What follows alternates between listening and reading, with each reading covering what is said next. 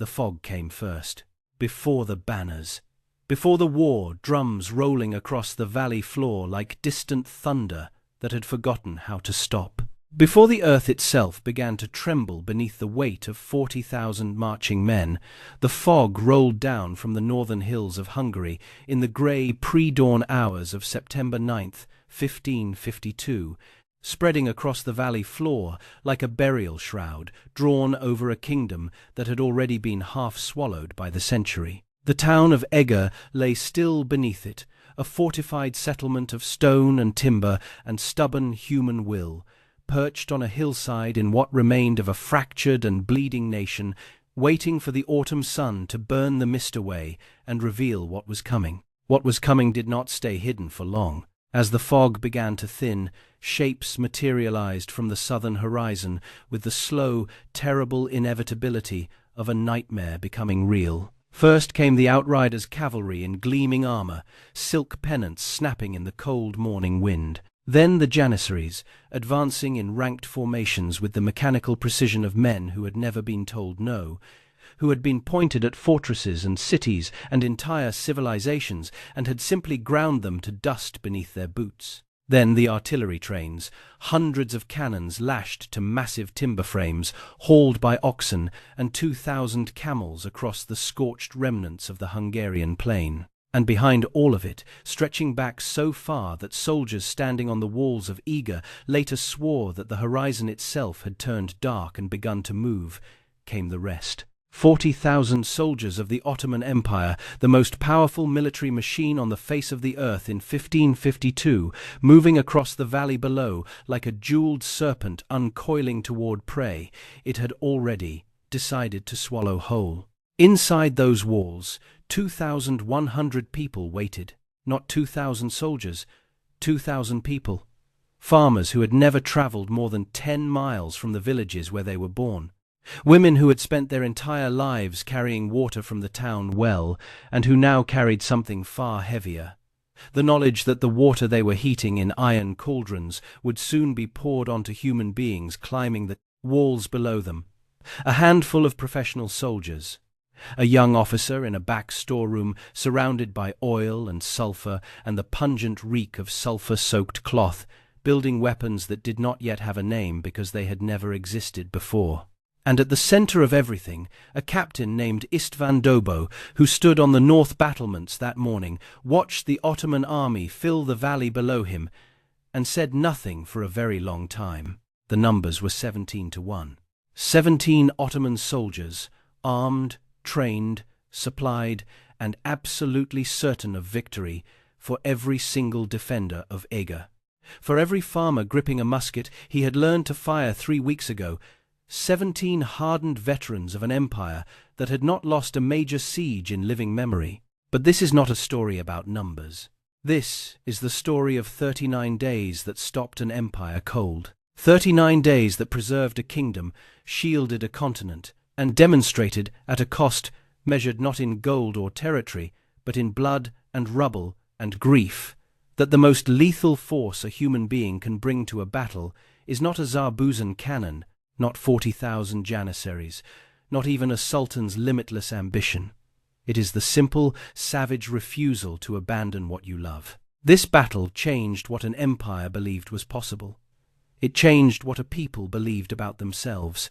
And those two changes echoed across Europe for generations. Nobody standing in that fog on September 9th expected what was about to happen, least of all the people who made it happen. To understand why those 2,000 people chose to fight instead of flee, you have to understand what had already been lost. Because by the autumn of 1552, Hungary was not a kingdom anymore, not in any meaningful sense of the word. It was a wound, a vast, bleeding wound in the heart of Central Europe, and it had been made that way in a single afternoon, 26 years before. The Battle of Mohacs, August 29th, 1526. It lasted less than 2 hours. The Ottoman army of Suleiman the Magnificent met the combined military forces of the Kingdom of Hungary on a flat plain near the Danube, and by the time the sun went down, 20,000 Hungarian soldiers were dead. The king himself, Louis II, 20 years old, not yet wearing his crown long enough to have worn it comfortably, fled the battlefield on horseback, fell into a flooded stream, and drowned under the weight of his own armor. No last stand. No final charge. Just a young king in a ditch, and a kingdom with no one left to hold it together. What followed, Mohacs, was slow, methodical dismemberment. The Ottomans occupied Buda, the heart of Hungary, the royal capital, the city where Hungarian kings had ruled for centuries in 1541. They were not visiting, they were not stopping temporarily. They were settling in for a very long time. By the early 1550s, Hungary existed in three pieces that shared a name and almost nothing else. The western and northern fringes remained under Habsburg control, called Royal Hungary, governed at arm's length from Vienna by Emperor Ferdinand I. The wide central swath, including Buda, was fully absorbed into the Ottoman Empire, administered by Ottoman governors, taxed by Ottoman collectors, its mosques rising in the places where churches had stood for 500 years, and the eastern half, Transylvania, was governed by a Hungarian nobleman who had sworn fealty to the Sultan, and was playing both sides of the most dangerous game in Europe. For the people living in this broken country, the last quarter century had been an education in loss. Cities had burned, fortresses had fallen. An entire civilization's worth of churches, libraries, and accumulated knowledge had been scattered, destroyed, or carried south across the Danube on the backs of Ottoman pack animals. And what made it worse, what made it the particular kind of terrible that hollows people from the inside, was that nobody had fought very hard to stop it. Town after town, fortress after fortress, had looked at the Ottoman armies massing outside their walls and made the rational calculation: we cannot win, so we will not bleed. We will open the gates. We will survive. That calculation had kept bodies alive, but it had also made Suleiman the Magnificent very, very confident about what came next.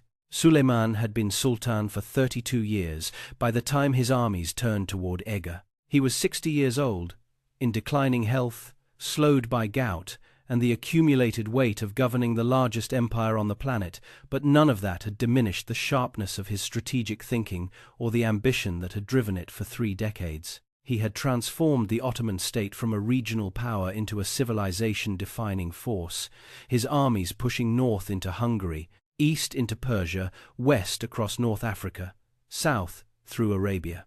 He had besieged Vienna in 1529 and been turned back, not defeated, but turned back by weather and the premature arrival of autumn, and that single reversal had sat in the back of his mind like a splinter ever since. Vienna was the target. Vienna was always the target. The Habsburg capital was the key that unlocked Western Europe. Crack it open, and the entire western half of the continent lay exposed. But the road to Vienna ran through Hungary, and Hungary had this persistent, inconvenient habit of containing fortresses that needed to be removed before the road could be used safely and repeatedly. Eger was one such fortress.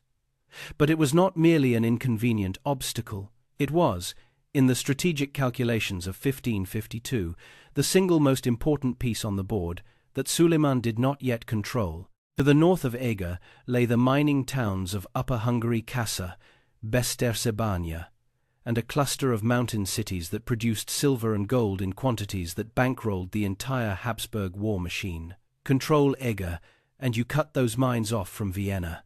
You starve the Habsburgs of the money they need to resist. You isolate what remained of Royal Hungary from its own treasury. But the calculation went even deeper. Suleiman needed to physically separate the 2 remaining halves of the broken Hungarian kingdom, the Habsburg West and the Transylvanian East, to ensure they never unified and presented a combined front against Ottoman expansion. The only way to drive a permanent wedge between them was to control the corridor of Upper Hungary. And the gate to that corridor, the fortress that sat at its entrance, that could deny passage to any army that wished to use it, was Eger. Take Eger, and the road to Vienna became a highway. The whole architecture of Ottoman ambition in Central Europe depended on it. The Ottoman force that marched toward Eger was not, by Ottoman standards, extraordinary. It was simply what a confident empire sent to remove an obstacle it did not consider particularly serious. Kara Ahmed Pasha commanded the main force, 35 to 40,000 men drawn from the Rumelian army, supplemented by Anatolian troops, and the garrison forces of Ahmed Pasha from Buda. 16 of the massive siege cannons, the Turks called zarbuzans, accompanied the column instruments of destruction so enormous that their carriages cracked the stone roads they rolled over, their projectiles carved from marble because iron could not always be sourced in sufficient supply on a Hungarian campaign. 150 additional artillery pieces, 2,000 camels assigned purely to logistics. An army that had taken 25 Hungarian fortresses in the current campaign season alone, without losing a single one. Nobody on the Ottoman side had any serious reason to expect Eger to be different. There was one man in Eger who intended to make it very different. István Dobó had assumed command of the fortress in 1549 and had spent 3 years doing something that no one else in Royal Hungary seemed particularly interested in doing, preparing to actually, physically resist, not preparing to negotiate the terms of surrender, not preparing to make the best available deal with an empire advancing toward him. Preparing to fight. He had walked every inch of those walls. He had catalogued every crack, every weak point, every structural vulnerability. He had studied the Siege of Guns in 1532, where 800 men had held back an Ottoman army for 25 days under a Croatian captain named Nikola Jurisic, and he had asked himself with cold precision what those men had done right, what had been done wrong, and what he would do differently. He had requisitioned weapons, argued with bureaucrats in Vienna for resources, and when Vienna had sent him far less than he asked for, which Vienna consistently did, he had made do with what he had, which was the particular skill of a commander who understands that waiting for ideal conditions means waiting forever. He had hired 6 German artillery specialists, the best cannon masters available, because he understood that his handful of guns had to be worth 10 times their number. He had trained civilians to fight. He had given a young officer named Gergely Bornemissa permission to experiment with explosives in ways that the military establishment of the era would have found deeply irregular, because Dobó understood something that many of his contemporaries did. Not a defended fortress is not a static object. It is a weapon, and the imagination of the people inside it is as much a part of its arsenal as the stone in its walls. When the news came that Szolnok had fallen quickly, without serious resistance, the garrison handing over the keys with the businesslike manner of men who had run the numbers and found them unconvincing, Dobó called his officers together. The message from Vienna was clear, even without being stated plainly. No relief army was coming. No reinforcements were on the way. The Habsburg crown had calculated, not unreasonably, that Eger was probably going to fall and had decided not to throw good resources after bad. Dobó looked at the message. He looked at his officers. He looked out the window at the town below, where farmers were moving in from the countryside, driving their animals before them, carrying their children on their backs, filing through the gates because there was nowhere else to go. Then he said, "We hold." 2 words. No declaration of noble principles, no oration to history. Just those 2 words, with the absolute certainty of a man who has already decided that the alternative is not acceptable and is therefore not spending any more time discussing it. The people who followed Dobó into those walls understood exactly what they were choosing. They were not soldiers, most of them. They did not have a trained soldier's ability to compartmentalize fear into controlled bursts of useful action. They were butchers and blacksmiths and weavers and farmers, and they knew with the clear-eyed clarity that ordinary people bring to extraordinary circumstances that the fortress they were entering might become their tomb, but they also knew what would happen if they left. They had heard the stories from the south, from the territories absorbed into the Ottoman Empire over the previous 2 decades. Some stories were false, but enough were true. The world waiting on the other side of an Ottoman conquest was not the end of everything. People went on living. The sun continued to rise, children continued to be born. But they lived in a different world, under different rules. in a fundamentally changed relationship to the land they had worked for generations and the faith they had practiced since childhood. For the people who walked into the fortress of Eger in September of 1552, that was not acceptable. The stakes were not abstract theories about Habsburg power or the balance of European civilization. They were the house where a man's grandfather was buried in the yard. They were the church where a woman had been baptized, married, and expected to bury her own children someday. They were the specific, irreplaceable texture of a life built in a specific place, a life that conquest would not end but would transform beyond recognition. Dobó understood all of this. He carried it with him as he walked the battlements on the night of September 8th and watched 40,000 campfires fill the valley below. The Ottoman army arrived at noon on September 9th. The gates of Eger were not opened. The castle of Eger was not a beautiful fortress. It was not the kind of structure that architectural historians would later travel great distances to admire, or that painters would select as a romantic backdrop. It was a working fort, thick, functional, built over centuries on the remains of older and older structures, going back to earthworks that may have been constructed by the Huns themselves. And it was this ancient foundation that gave it an unexpected and crucial advantage over the Ottoman siege engineers who would soon be attempting to undermine it. The fortress sat on a hillside east of the town, positioned in a way that military architects of the era would not have chosen from scratch. It did not command the full perimeter of the walled town. It could not cover every approach.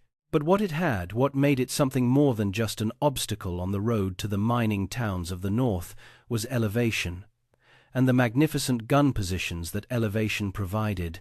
A cannon placed on the north wall could cover the entire valley floor below with plunging fire that no artillery shield could protect against. A cannon on the south face could reach the slopes where an attacking force had to expose itself while bringing its own guns into position. The hillside turned the fortress's limited firepower into something that punched well above its weight class. The inner and outer sections of the castle were connected by a central gate tower and protected by 6 distinct bastions: the Earth Bastion and the Prison Bastion to the northwest, the Sandor Bastion along the north wall, the Boliki Bastion at the northeastern corner, the Bibek Bastion on the eastern face, and the Dobó Bastion guarding the west.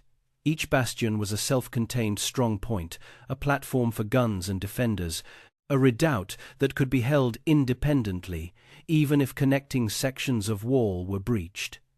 If you lost one, you fell back to the next. The fortress was designed with this kind of grinding, geometric stubbornness in mind. And then there was the foundation. The ancient earthen base beneath the stone was dense and unpredictably layered, a geological patchwork of packed earth and bedrock that ground tunneling operations to a halt almost immediately. Ottoman siege engineers in 1552 relied heavily on mining, tunneling beneath fortress walls to plant powder charges that would collapse the stonework above. But the ground beneath Eger would not cooperate. The Ottomans would try to mine those walls. They would try more than once. Every attempt would fail, and the engineers who made the attempts would never fully understand why, which produced a particular frustration that compounded all the others. Dobó had spent 3 years learning every one of these qualities. He had not inherited a strong fortress and been fortunate. He had studied a flawed one and understood exactly how to use its specific strengths to compensate for its weaknesses. Inside the fortress, in the days before the Ottoman army completed its arrival, the defenders made their preparations with the methodical urgency of people who understood that every remaining hour was precious and could not be wasted. The professional soldiers, perhaps 800 of them, drawn from the standing garrisons of Royal Hungary, took their assigned positions at the key strongpoints, organized into rotating watches that would allow sustained coverage of every wall section through any length of siege. The 6 German artillery specialists moved systematically from cannon to cannon, checking elevation mechanisms, testing powder charges, calculating precise firing lines at the specific Ottoman gun positions they expected to emerge in the days ahead. Dobó had paid substantial money for these men, and their presence meant that the 6 guns defending Eger would be used with a precision that the fort's numbers alone did not suggest. The remaining 1,200 fighters were a mix that would have seemed impossible to any conventional military mind of the era. Farmers from the surrounding villages, armed with whatever was available, spears and axes and hunting bows and muskets that many of them were still learning to operate correctly. Blacksmiths and craftsmen who had the physical strength of their trades and were redirecting it toward new applications. A contingent of women, several dozen of them, a number that the historical record preserves without precision, but cannot dismiss, who had refused evacuation and had instead organized themselves at the walls with cauldrons, stone, pitch, and a terrifying practical efficiency that would prove more valuable in the coming weeks than anyone had predicted. The weapons in the hands of these people were imperfect by any professional military standard. The roughly 300 trench guns were slow to reload and inaccurate beyond short range, but devastating in the tight geometries of a fortress assault where the enemy had to climb in the open. The larger cannons had sufficient powder and ball for a sustained campaign, stockpiled over 3 years of Dobó's relentless acquisition efforts in the face of a Viennese bureaucracy that had better things to fund. The walls themselves were weapons of a kind 30 feet of stone, with the specific texture of things that have survived many previous attempts to break them. But the most unusual weapon in Eger's arsenal was not made of iron or stone or powder. Gergely Bornemisza was young, and by any conventional standard a perfectly competent officer, disciplined, experienced enough to have survived the collapse of much of Hungary without dying or surrendering, commanding a detachment of 250 Hungarian infantry with the solid professionalism of a man who has been doing his job correctly for long enough that correctness has become automatic. But conventional was not the word that applied to what he was doing in the back storerooms of the castle in the weeks before the siege, surrounded by jars of oil, bags of sulphur, wooden wheels, metal containers, and lengths of fuse cut to precisely varying lengths that he adjusted after every test. He had been thinking about fire. Not fire as it existed naturally as the enemy of cities and the destroyer of harvests, but fire as a tool, as a weapon, as something that could be shaped and directed and delivered to a specific location at a specific time with specific effects. He had noticed that gunpowder, when it exploded in open air, created a moment of tremendous concussive force but scattered its energy in every direction, losing most of it to the sky. But if you packed gunpowder alongside substances that burned rather than exploded, oil, sulphur, materials that caught and persisted, you created something that kept working, something that stuck to armor and continued burning after the initial blast had passed, something that turned a moment of impact into a sustained, escalating catastrophe. He built grenades, not the smooth, machine-manufactured grenades of later centuries, rough, handmade devices, packed with powder and oil and sulphur, fitted with fuses of varying lengths, tested in the castle's rear courtyard, with enough of the garrison watching that word of what he was building spread through the defenders with an electric energy that Dobó did not discourage. He wanted his people to know they had options that the enemy did not expect. But Bornemisza's most striking invention, the one that would become legend, was the watermill wheel. A large wooden wheel, the kind used in the grain mills along the streams north of Eger, packed with gunpowder and oil-soaked cloth, fitted with a fuse, and designed to be lit and rolled downhill into the advancing ranks of Ottoman infantry. He tested it once in a back section of the courtyard, watched it bounce and spin and erupt in a cascading chain of fire and flying, burning debris, and understood immediately what he had made. It was not a weapon of precision. It was a weapon of terror and confusion, and in a siege fought at the specific distances where men climbed walls and met defenders at the parapets, terror and confusion could save lives. Against all of this, the walls, the gun positions, the improvised weapons, the 2,000 resolute people, the Ottoman force that spread across the valley floor, represented a disparity so vast it approached the philosophical. 40,000 soldiers, 16 Zarbuzans, each requiring a team of 40 men to move and position and fire. 150 additional artillery pieces. 2,000 camels assigned purely to logistics. An army so large that its campfires, visible from Eger's walls at night, turned the entire valley floor orange. The Ottoman commanders had done this before. Kara Ahmed Pasha, the senior officer, was a capable and experienced military administrator who had overseen successful sieges across the Balkans. Hadim Ali Pasha, commanding the Buda contingent, had spent years studying the terrain of northern Hungary and had a particular gift for artillery positioning. He understood, with an intuition that bordered on art, exactly where to place a gun, for maximum effect, against a specific section of wall. Ahmed and Ali did not like each other. They had different theories about how a siege should be conducted, different temperaments, different relationships to the Sultan's favor, and shared the particular kind of competitive ambition that makes true collaboration difficult. This friction had not mattered in previous campaigns. Those campaigns had been short. Eger would not be short, and the friction between these two commanders would become, over the weeks that followed, one of the most consequential personality conflicts in the history of the Ottoman campaign in Hungary. Ahmed expected an easy victory. Every data point supported that expectation. A small fortress, a small garrison, a broken kingdom with no relief army available, a precedent of quick surrenders stretching back years. He had no logical reason to prepare for anything else. On the night of September 8th, the last night before everything began, the valley floor glittered with 40,000 campfires.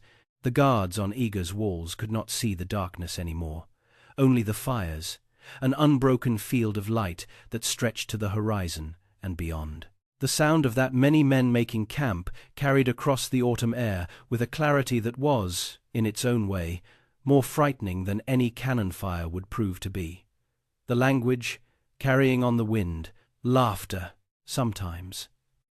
The particular sound of professional soldiers who genuinely expected to win calm, almost casual. The sound of men doing a job they expect to finish soon. Inside the castle, the light was different. Candles, torches in iron brackets along the inner walls, small fires in the courtyard where people clustered together, sometimes talking, sometimes simply needing the warmth of proximity. A farmer, recorded in one later account only as Benedek, sat against the inner face of the Dobó bastion wall with a musket across his knees, looking at his hands. He had used those hands to plant wheat and harvest it, to mend fences, to lift his children onto his shoulders at festival days. He turned them over in the torchlight, looked at his palms for a moment, then picked up the musket and held it against his chest with the careful grip of a man holding something that does not yet fully belong to him but will need to soon. Women moved through the courtyard with quiet purpose, checking the positions of the iron cauldrons along the south wall, speaking to each other in low voices about rotation schedules and fuel supplies, organizing responsibilities with the calm efficiency of people who have decided that panic is a luxury they cannot afford. They had arranged themselves without being asked. They were not waiting for permission to be useful. A group of soldiers knelt in prayer near the gate tower, voices barely audible. A young man, nobody recorded his name, and he may have died in the first week, stood at the north wall and looked out at the sea of Ottoman fires below for a long time without speaking. Then he made the sign of the cross and went back to his post. Gergely Bornemisa worked in the storeroom until well past midnight, alone, checking the fuses on the devices laid out in rows on the floor, focused, utterly, without visible fear, which either meant he had none or that he had converted it into something more useful. And Dobó walked the walls in the dark. He said nothing. He listened to everything. In the final hours before dawn, on September 9th, Dobó gathered his senior officers in the castle's main hall for the last formal command meeting before the siege took the schedule entirely out of their hands. He had no illusions to offer them and no pretense about the difficulty of what they were about to do. No relief army was coming. Vienna had calculated the cost and found it prohibitive. Every person in this fortress would have to function on the assumption that no help was arriving from outside. What happened here would be decided by the people inside these walls, no one else. But he gave them a framework, simple and clear. Every section of wall had a commander responsible for it. Every commander knew their section's vulnerabilities. Every defense would be active, meaning that when the Ottomans pushed, Eger pushed back, immediately, with everything available. No section of wall would be surrendered without a counterattack. No breach would be left uncontested. The castle would function as a single organism, each part reinforcing every other, and the moment any section appeared close to breaking, every available defender would move to it. He closed the meeting with the only thing approaching an inspirational remark he would ever be recorded as making. The Ottomans, he said, were bringing a hammer because they expected to find an eggshell. Their job was to be stone. Stone, Dobó said, does not care about hammers. The sun came up on September 9th. The siege began. Phase 1. The hammer falls September 9. 15. The first Zarbuzan fired at 7 minutes past sunrise, and the sound it produced was not the thunder of later imagination. It was something lower, something felt in the chest before it registered in the ears, a concussive pressure wave that swept across the valley, struck the walls of Eger like a physical blow, and sent vibrations through 30 feet of stone, and into the bodies of every person standing on those walls or crouching behind them. The marble ball, dense and grey, struck the south face of the outer wall and exploded into razor fragments that scoured the parapet clean of everything loose. In the half-second of eerie stillness before the second gun fired, no one on the walls moved. Then the second gun fired. Then the third. Within an hour, the Ottoman artillery had established a rhythm, not the scattered fire of an army testing its target, but the disciplined cadence of professionals, loading and firing with a mechanical consistency that maintained constant pressure on specific sections of wall identified in advance as structurally vulnerable. Hatem Ali Pasha, positioned with his personal battery on a rise to the southwest, had identified the junction between the outer wall and the Bebek bastion as the oldest and therefore most likely to fracture under sustained impact. He directed 4 of his largest guns at that single junction and did not move them. The smell hit before the smoke fully cleared sulfur and scorched stone, and the sharp metallic edge of pulverized marble dust carried inland on the autumn wind and settling on the defenders' tongues with a taste like old coins. The women tending the cauldrons not yet needed for their primary purpose pressed themselves against the inner face of the parapet whenever a salvo came, their hands over their ears, eyes squeezed shut, waiting. Opening their eyes afterward to the same walls, the same courtyard, the same faces around them, still here, still standing. Dobó's return fire was limited. It had to be. 6 guns against 166 was not a contest on equal terms, but it was not entirely without effect. Ottoman artillery positions had to be established at angles that exposed them to counter-battery fire, and the German cannonmasters were precise men who made their shots count. In the first 3 days, Eger's guns dismounted 2 Ottoman artillery pieces and killed enough of their crews to force Ahmed Pasha to rotate his gun teams more frequently than planned. But the walls were absorbing damage. By the 3rd day, the outer face of the south wall showed a systematic pattern of impact, craters, shallow, scarred wounds where marble balls had struck and rebounded without penetrating, but had removed facing stone with each impact, progressively thinning the resistance layer. By the 5th day, a section of parapet above the Bebek bastion had been reduced to rubble. Dobó ordered the gap filled with timber bales soaked in water, improvised, unglamorous, functional. But every attempt to silence Eger's guns had failed. Every effort to create a clean structural breach in the wall had been deflected by the ancient foundation beneath it, which distributed shockwaves in unpredictable ways and prevented the clean collapse that Ottoman engineers had achieved at previous fortresses. The ground simply would not cooperate. On the 6th day, Bornemissa used a grenade for the first time. A group of Ottoman engineers, working under the cover of sustained artillery fire, had advanced to within 50 meters of the south wall to survey the ground for a mine entrance. Bornemissa lit the fuse, counted under his breath to 3 the count he had practiced in his head dozens of times but never in practice, and threw. The device detonated in the middle of the survey group. The combination of the initial explosion and the burning oil it scattered produced a result that sent Ottoman engineers running in every direction, leaving 2 on the ground and 1 stumbling away with his clothing on fire. The Ottoman soldiers watching from a distance had no framework for what they had just witnessed. Their army had cannons and bows and swords. It did not throw fire from human hands. The rumor that spread through the Ottoman camp in the hours that followed, that the Hungarian defenders possessed some unnatural weapon, some instrument of powers beyond mortal understanding, traveled faster than the engineer's formal damage report reached Ahmed Pasha's tent. It was the first hairline crack in the certainty the Ottoman army had brought to the walls of Eger. Phase 2. Blood on the walls, September 16, 27.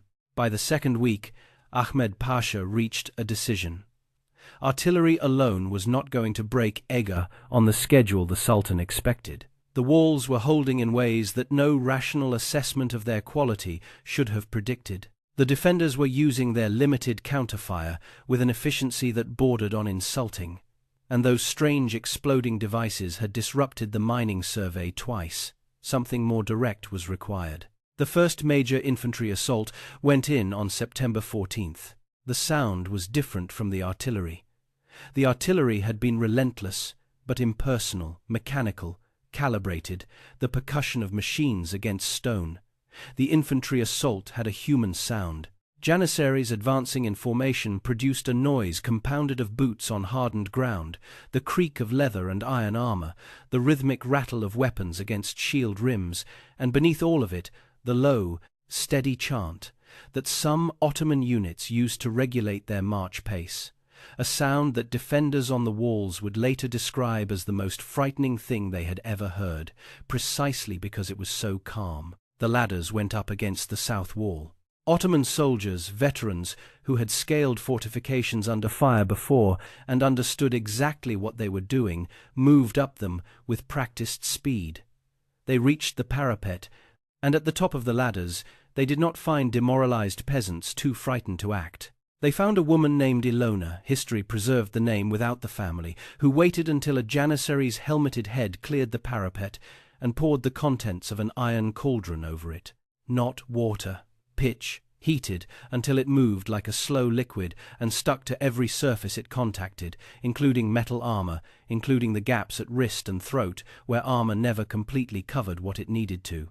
The assault broke. Not because of one woman with one cauldron, but because the women of Eger had coordinated. There were 14 cauldrons on the south wall alone, and the women tending them had worked out a rotation system during the preceding week that ensured at least 6 were hot at any moment. They worked in teams, covering each other, moving along the wall toward wherever the ladder density was highest, operating with the kind of practical efficiency that no military training had given them, because no military training of the era had thought to include them. The janissaries fell back.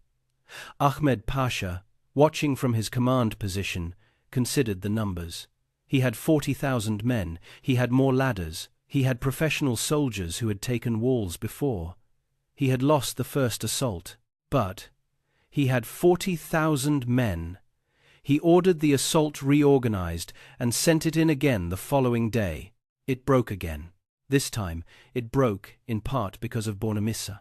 As the second assault wave pressed against the east wall, a tactical variation designed to split the defenders' attention, Bornemissa gave the order to release the wheel. The watermill wheel, packed with powder and oil-soaked material, was lit and sent rolling down the slope, approaching the east wall from the valley below. It moved faster than the Ottoman troops advancing up the slope could comprehend, bouncing over uneven ground, the fuse burning.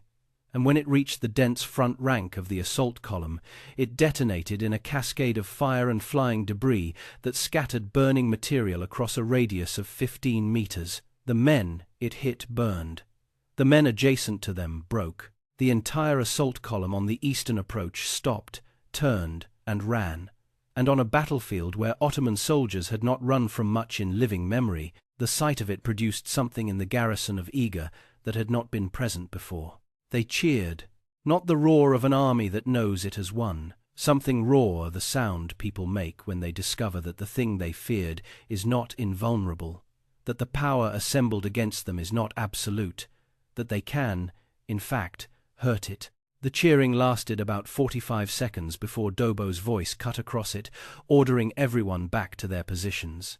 The Ottoman food supply was showing the first signs of strain by the end of week 2. Standard campaign rations calculated for a 2 to 3 week operation were being consumed on the timetable a 3-week siege required, but the weeks were accumulating without the expected result. Ahmed Pasha sent messengers south for resupply. The friction between Ahmed and Ali had reached the point where their daily command meetings were, by the accounts of attending officers, barely functional. Ahmed wanted to concentrate all available artillery on a single point and achieve a mass breach through sheer volume of fire. Ali had the actual structural assessment data, the impact analyses, showing which wall sections were genuinely vulnerable, and was advocating for a surgical approach with his battery of 4 precisely positioned guns. Ahmed had more guns and more confidence in the direct application of overwhelming force. Ali had the evidence. They compromised. In military terms, a compromise between incompatible approaches often means that neither approach receives the resources it needs to work. This one was no exception. Ps 3, Fire and Ruin, September 28, October 5. The crisis came at the end of September, and it came from 2 directions simultaneously. On September 28, 19 days into the siege, with the fortress battered but unbroken, a section of the northwest wall collapsed under a sustained barrage that Ali Pasha's battery had been directing at it for 72 consecutive hours. The earth bastion's outer face gave way, and in the gap, Ottoman soldiers poured through. For the first time since September 9th, Ottoman troops stood inside the walls of Eger. The breach was perhaps 12 feet wide, enough for soldiers to push through in a steady stream, not enough for the flood that would have ended the siege in an hour. But the troops who pushed through were moving toward the gate tower connecting the outer and inner fortress. If they reached it, they could hold the outer section. If they held the outer section, the defense of the inner castle became nearly untenable. Dobó was at the breach inside 3 minutes, not directing from behind.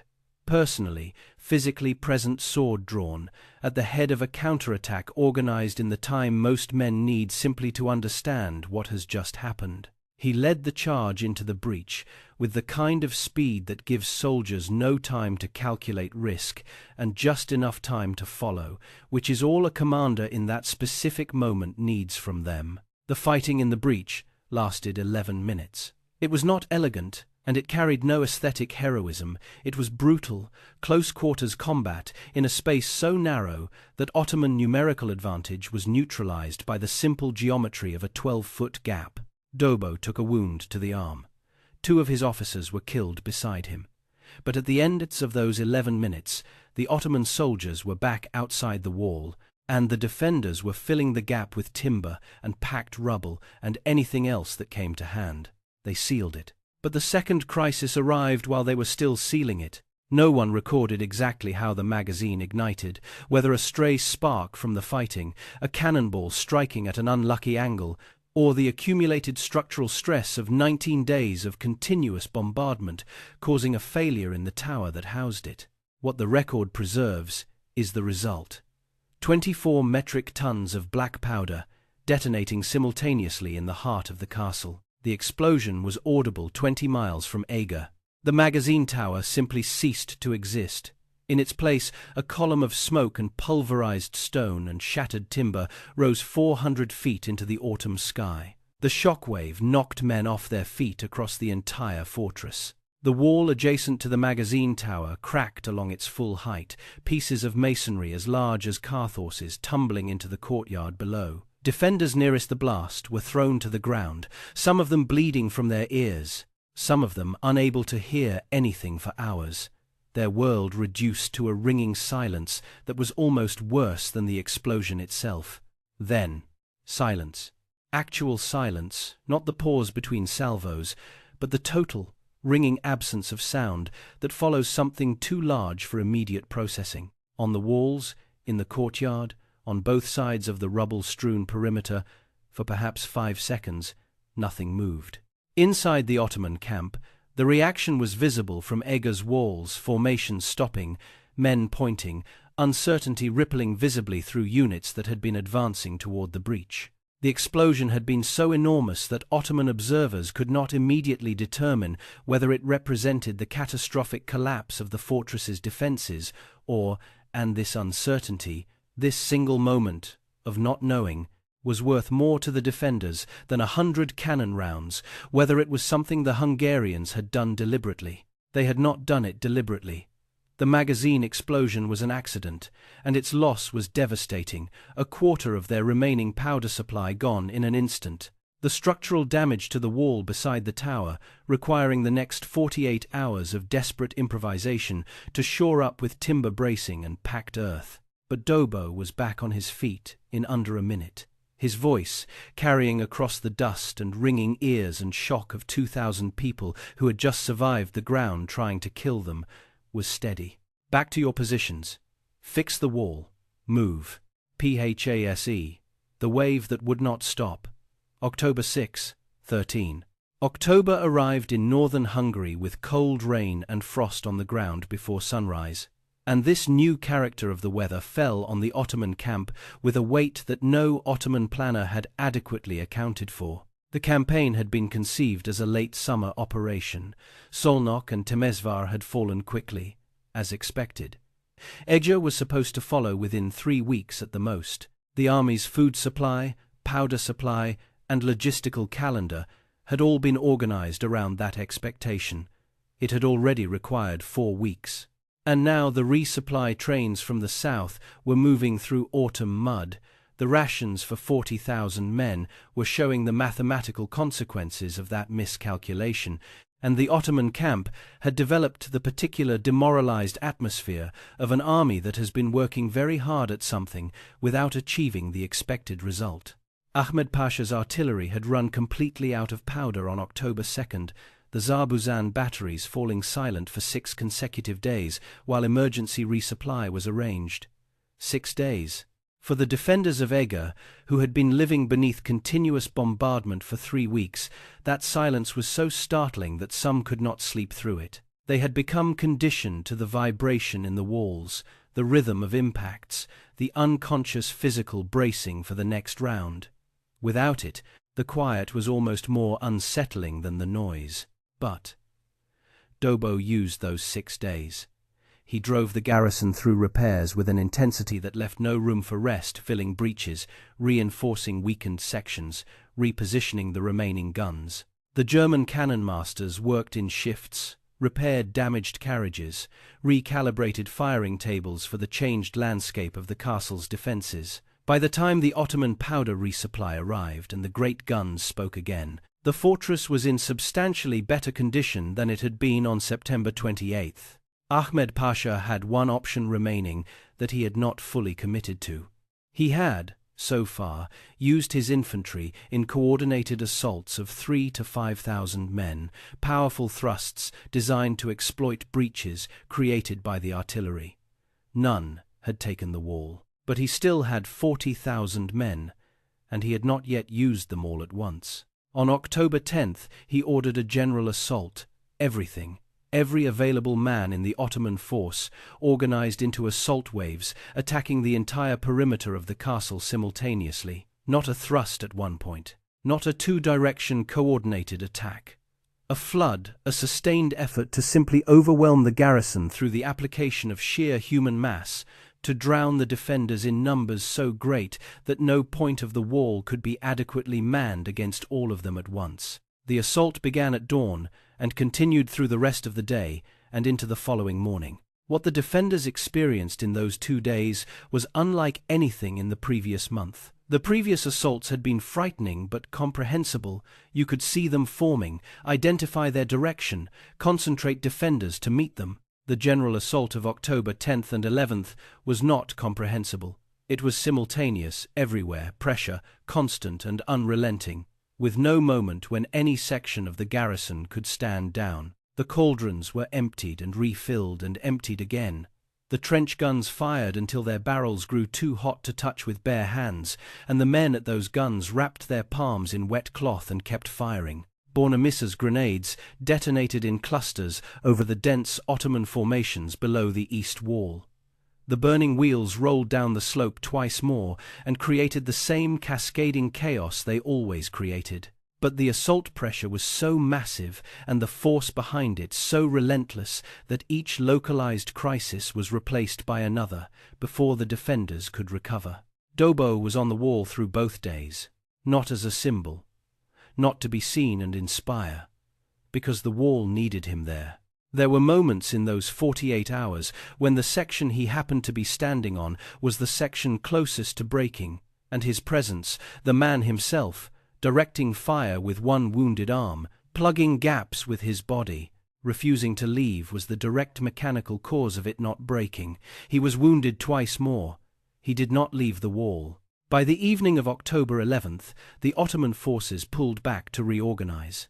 The assault had failed. Inside the castle, people sat wherever they happened to be standing and did not get up for a very long time. PHASE 5. The Serpent Turns Back, October 14, 17. The Ottoman camp had a different quality on the morning of October 13th. The sentries on Eger's walls noticed it before they could name it, something in the way the camp moved, or did not move, something in the sounds that reached the walls across the valley floor. It was not the quality of an army preparing to attack. It was the quality of an army that had begun, in the quiet corners of its own morale, to calculate what was not working and why. The food situation had become serious.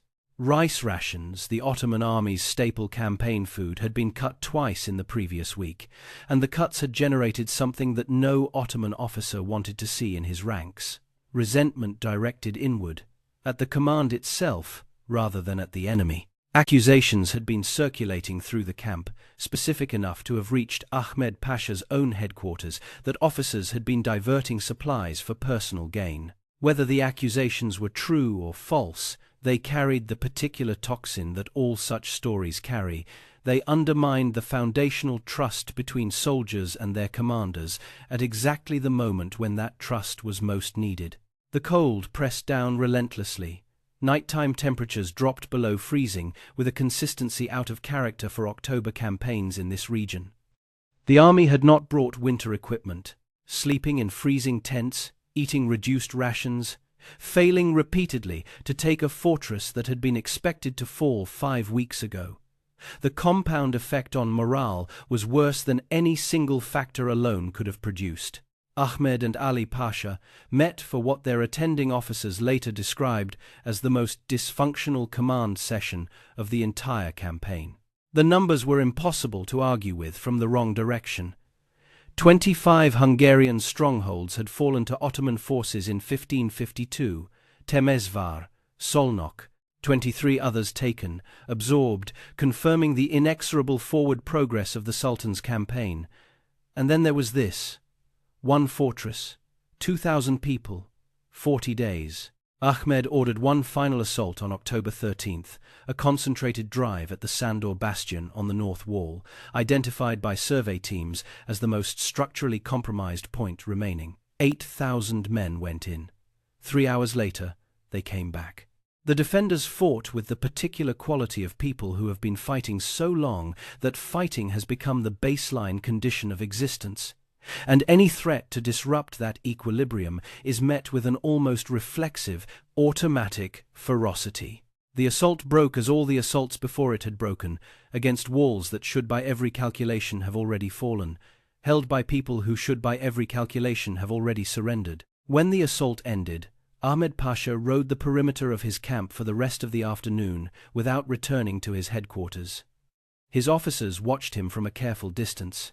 On October 14th, the Ottoman camp began to pack. There was no announcement, no formal withdrawal communicated to the defenders, no white flag, no parley, no acknowledgement that the siege had failed. The Ottoman army simply began, with the same methodical efficiency it brought to every operation, to dismantle its infrastructure and prepare for the march south. The Zarbuzan carriages were broken down and loaded onto wagons. The siege platforms, built from timber transported by 2,000 camels, were abandoned where they stood. The elaborate infrastructure of a 40,000-man army began to disappear from the valley floor, one piece at a time. By October 17th, the valley was empty. The sentries on Eger's north wall watched the last Ottoman supply wagons disappear over the southern horizon. For a long time, no one said anything. Then, someone, one of the nameless farmers who had not been a soldier before September 9th and would never be one again, said something in Hungarian that translated roughly as, "They're gone." No one cheered. They were too tired for cheering. The sound that moved through the fortress was quieter than that, and harder to name, something between relief and disbelief and grief, all of it tangled together in the way emotions tangle when you have been afraid for a very long time and the fear has suddenly lifted. 39 days. They had held for 39 days. The price of those 39 days was written in the bodies of the people who had paid it. Of the 2,100 who had stood on Eger's walls on September 9th, roughly 700 could not leave the fortress with full use of their bodies. Some were dead, killed in infantry assaults, in artillery bombardments, in the explosion of the powder magazine, in the hand-to-hand fighting at the breach in the earth bastion. Others had wounds dealt with in the way wounds were managed in 16th-century siege warfare. Cauterized with hot iron, bound with whatever cloth was available, left to heal or fester under the conditions of a fortress that had been under continuous bombardment for 5 weeks, which were not conditions that promoted either cleanliness or recovery. A man might have survived the siege and still been dying from it when the Ottoman banners disappeared over the horizon. Dobó had lost both of his personal squires, young men who had served him in the years before the siege and who had followed him onto the walls, because that was what personal loyalty looked like in 1552. Their names do not survive with certainty in the historical record, which is its own kind of loss. He had been wounded 3 times in the course of the battle, none of the wounds immediately fatal, all documented in the aftermath by the German surgeons, who were among the castle's most valuable non-combatant assets. He walked with a limp he had not had before the siege, and he would carry that limp for the rest of his life. On the Ottoman side, casualties were never formally documented in a way that survived the centuries with reliability. The estimates from contemporary sources vary widely and conflictingly, but the physical evidence was unambiguous. The fortress itself was barely recognizable as what it had been in early September. Approximately 12,000 cannonballs had fallen inside the walls during the siege, a number estimated from impact craters, embedded fragments, and structural damage to wall faces and buildings that had received direct hits. The section of wall beside the magazine tower was a structural ruin requiring months of serious repair before it would be defensively sound again. The Dobó bastion's east face had been reduced to half its original height. The south parapet, where the women of Eger had operated the cauldrons through the worst of the infantry assaults, was a ragged silhouette of shattered stonework, gaps in the masonry large enough to step through in places, temporarily sealed with timber bales and packed earth and whatever else had been grabbable when the latest breach needed closing. And yet it stood. The essential structure, walls, gate tower, the connection between inner and outer fortress stood, battered beyond what any Ottoman planner had expected to find it at any point in the campaign, but standing. The valley floor outside was strewn with the residue of a large army's failure, abandoned equipment. The skeletal remains of siege platforms built from timber hauled by 2,000 camels, animal carcasses, and in the approaches to the south face and the slope below the east wall, in the rubble of the collapsed bastion, the evidence of what it had cost the Ottoman infantry to test those walls more than a dozen times and to be repelled every time. A chronicler later wrote that the valley looked like a face that had taken too many blows, swollen, cratered, scored, but still present, still recognizable as the thing it had been before the blows began. In the castle courtyard, on the morning of October 18th, Dobó held what passed for a formal ceremony under the circumstances, which meant that the garrison assembled in the space between the inner wall and the gate tower, and he walked along the gathered ranks and said nothing for a long time, looking at them. Then he said that they had done what needed to be done, and that their country, if it retained the wit to understand what had just happened here, would remember it. He did not call them heroes. He did not thank them for their courage. He told them, factually, that they had won. Then he resigned. The resignation was a formal communication in bureaucratic Latin, dispatched to the court at Vienna within days of the siege's end. The substance was simple. King Ferdinand had committed to providing military support for Eger's defense, and had provided none. The garrison had held the fortress without the resources the crown had pledged. The commander of that garrison was therefore declining to continue serving a patron who did not honor his commitments. He and his officers were stepping down in protest. The court received this with the particular discomfort of an institution that has been called out accurately and cannot argue with the facts. Ferdinand acknowledged the victory, awarded Dobó the towns of Deva and Szamosújvár, and appointed him voivode of Transylvania, a prestigious position that did not quite answer the question of why Vienna had left 2,000 people to fight 40,000 without assistance, but was evidently considered adequate compensation. Gergely Bornemisza was appointed to replace Dobó as commander of the Eger garrison, a logical appointment, since the man who had done more than perhaps anyone else to make the fortress unconquerable was now responsible for its continued defense. He took command of a physically devastated but strategically intact position in a region that the Ottoman advance had been forced to leave untaken because of one small castle and the people who had refused to let it go. What followed for Bornemisza was not the long, honorable military career his service deserved. He commanded the fortress for several years, continued its repair and improvement, and was then not in battle, not in a siege, but in an ambush on a road captured by Ottoman forces and taken south. He was tried and hanged. History gives him this. He invented weapons that did not exist before he built them, used them at the exact moment they were most needed, and helped hold Eger in 1552. The rest of his story is the unremarked, unrecorded tragedy of a talented man in a century that was trying to consume everyone it could reach. The Ottoman campaign of 1552, taken as a whole, was not a failure. This needs to be understood clearly, because it complicates the meaning of the victory at Eger in ways that make it more interesting rather than less. In the same campaign season, Ottoman forces had taken Veszprém, Temesvar, Szolnok, Lipa, and 25 other Hungarian strongholds. The vast central swath of Hungary remained firmly in Ottoman hands. The partition of the kingdom that had begun at Mohacs was not reversed. By any objective territorial measure, 1552 ended with the Ottoman Empire in a stronger position in Hungary than when the year had begun. But Eger had not fallen. And that single fact changed the strategic calculus in ways that compounded across the following decades. The mining towns of Upper Hungary, Kassa, Besztercebánya, and the rest remained under Habsburg control, continuing to produce the silver and gold that financed Habsburg resistance in the region. The corridor that would have allowed the Ottomans to drive a permanent wedge between Royal Hungary and Transylvania was not opened. The logistical route that would have made more frequent sieges of Vienna practical remained closed. And beyond the territorial arithmetic, Eger sent a message through the courts of Europe that pure strategic analysis cannot always deliver, that the Ottoman advance was not inevitable, that fortresses properly defended could be held, that an empire accustomed to easy victories could be made to walk away empty-handed from a stone wall manned by farmers and women, and one officer who built fire from scratch. The Habsburgs received that message clearly.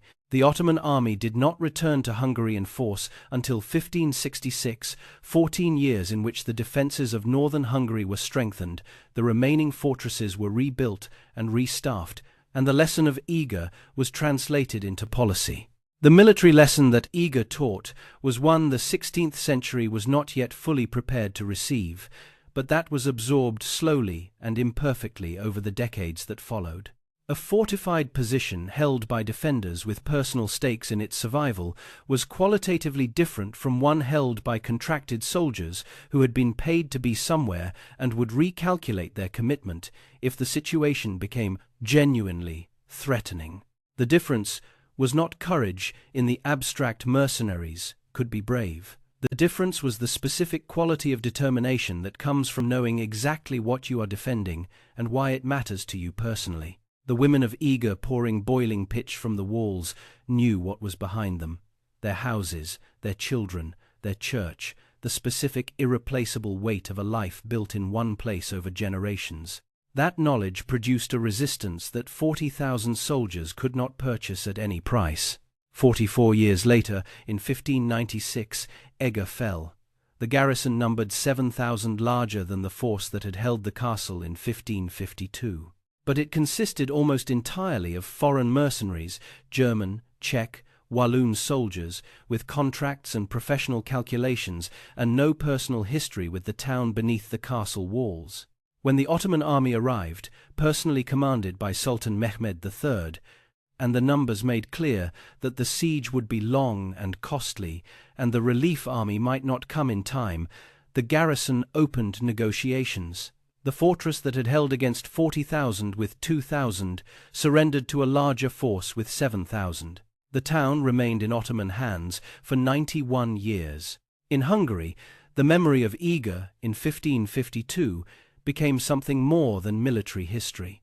Sebastian Tinodi Lantos, a chronicler and musician, recorded the events in detail just 2 years after they occurred, setting the account to music in the tradition of the era songs designed to be performed publicly, to carry the story through a population that was largely unable to read, but entirely capable of listening and remembering. Those songs were the first link in a transmission chain that would carry the story of Eger through 3.5 centuries to the present day. In 1827, the poet Mihaly Vörösmarty wrote a long poem called Eger, anchoring the siege in the Hungarian literary tradition. And in 1899, the novelist Geza Gardani published Egri Kisiagok, Stars of Eger, a historical novel that told the story of the siege through the experience of Gergely Bornemisza, and became one of the most widely read and beloved books in coming Hungarian literature. It was read by Hungarian children for a century.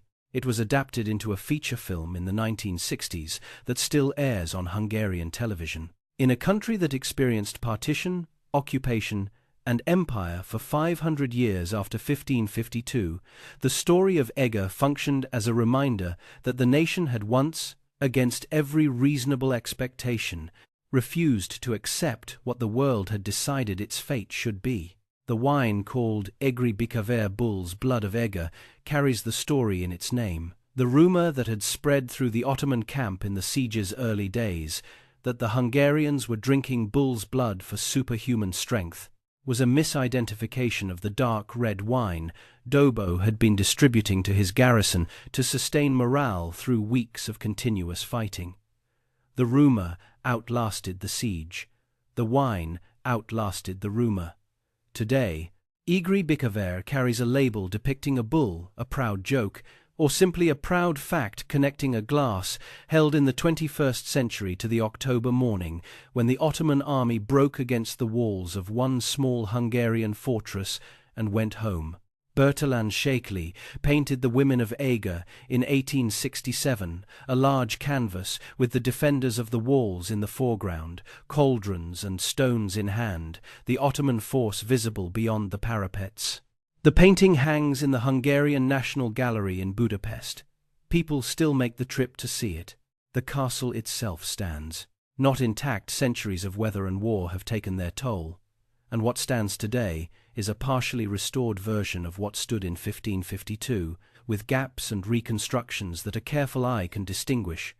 But the walls are there, the bastions are there, the hillside is there, still providing those excellent gun positions that Dobó had identified and catalogued in the 3 years before the siege. Visitors walk those walls today and look down into the same valley that the defenders of Eger looked down into on September 9th of 1552, the same hills, the same shape of terrain, the same particular quality of late autumn light that falls on northern Hungary at this time of year, the color of old gold. 2,000 people, 40,000 soldiers, 39 days. They had nothing but the walls, the weapons they could make with their own hands, and a specific, personal, irreplaceable reason to stand where they stood and not move. That was enough. Against every calculation of force and probability, against every precedent set by the fortresses that had come before Eger, against the absolute certainty of every commander who looked at those numbers and expected an easy morning's work that was enough. The walls of Eger still stand. They are still stone. And as a captain named István Dobó noted in a room of exhausted officers at dawn on September 9th of 1552, stone does not care about hammers. Centuries pass, the hammers rust, the stone remains.